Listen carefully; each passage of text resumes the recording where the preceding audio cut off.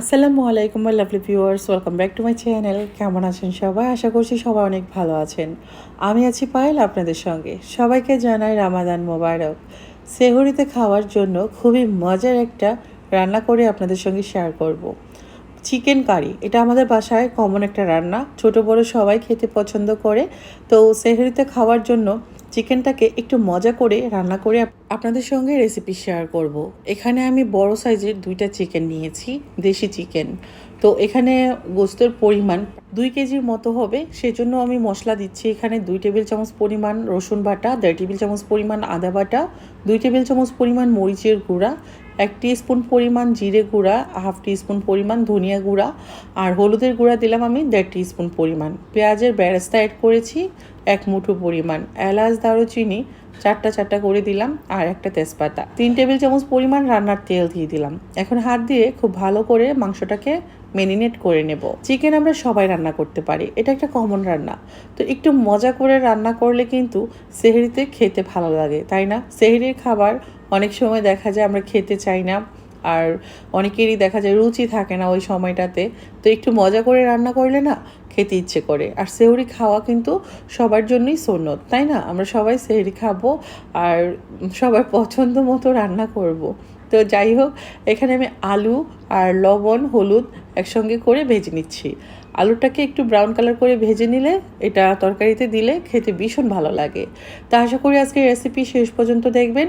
আর যারা আমার চ্যানেলে নতুন, এখনও চ্যানেলটি সাবস্ক্রাইব করেননি, প্লিজ আমার চ্যানেলটি সাবস্ক্রাইব করে দেবেন।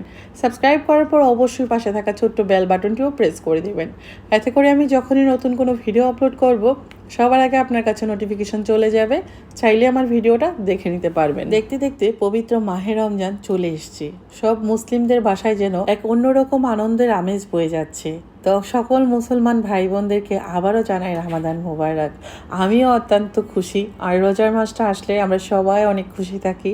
দেখতে দেখতে রোজা যেমন চলে আসে, আবার দেখতে দেখতে কিন্তু শেষও হয়ে যায়। আমাদের সকল মুসলমান ভাই বোনদেরকে মহান আল্লাহ তাআলা যেন সবকটা রোজা রাখার তৌফিক দান করে। সবাই সবার জন্য দোয়া করবেন।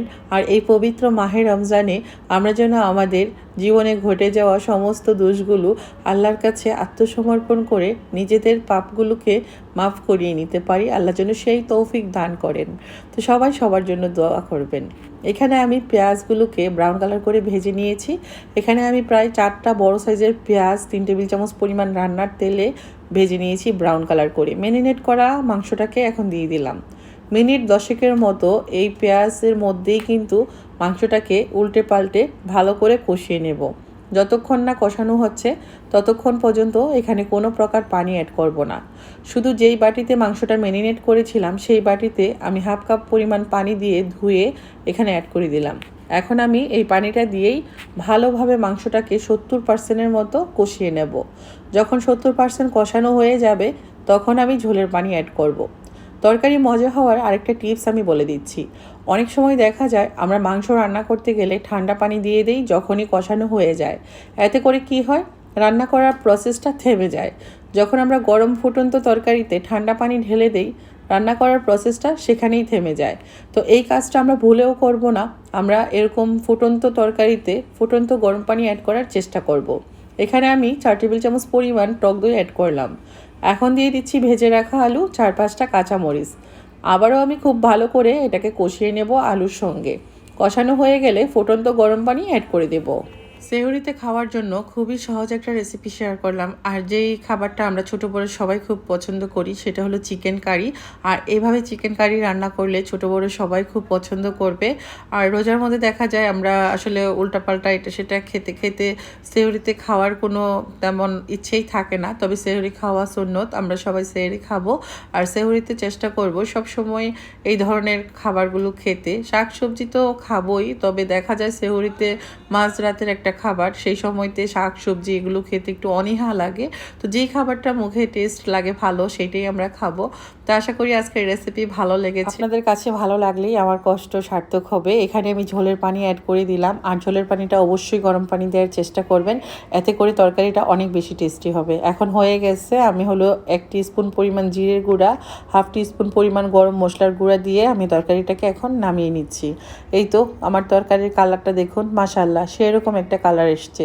তো আশা করি রেসিপি ভালো লেগেছে। যদি ভালো লেগে থাকে একটি লাইক দেবেন, ফ্রেন্ডস অ্যান্ড ফ্যামিলির সঙ্গে ভিডিওর লিঙ্কটা শেয়ার করে দিবেন। আল্লাহ সবাইকে এবারের রমজানের সবগুলো রোজা রাখার তৌফিক দান করুক, আমিন। আজকের মতো বিদায় নিয়ে নিচ্ছি, ইনশাআল্লাহ নতুন কোনো রেসিপিতে দেখা হবে। আল্লাহ হাফেজ, আসসালামু আলাইকুম।